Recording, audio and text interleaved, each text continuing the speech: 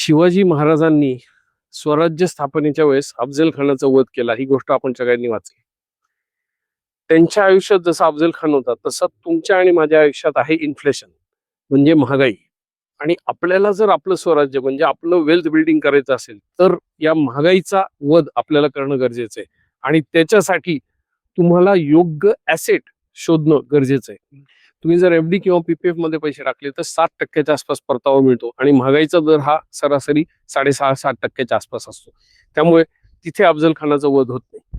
सोन्या चांदीमध्ये पैसे टाकले तर 9.5% आपल्याला परतावा मिळतो.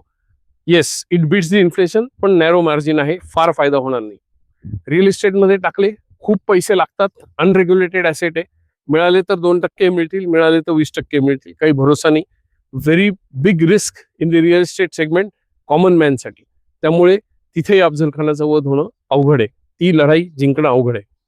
सगळ्यात बेस्ट ऍसेट कुठला, जो मी नेहमी सांगतो, तो म्हणजे इक्विटी म्युच्युअल फंड्स. इथे जर आपण मागच्या 25-30 वर्षाचा डेटा पाहिला तर आपल्याला 14-15% परतावा मिळालाय.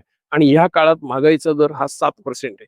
म्हणजे इथे आपण त्या महागाईचा वध म्हणजे अफजल खानाचा वध आरामात करू शकतो. सो तुम्हाला जर तुमचं स्वराज्य निर्माण करायचं असेल, लॉंग टर्म वेल्थ क्रिएट करायची असेल, तर त्या अफजल खानाचा वध करण्यासाठी तुमची जी तलवार आहे that is equity mutual funds. आजच त्याच्यात गुंतवणूक करा.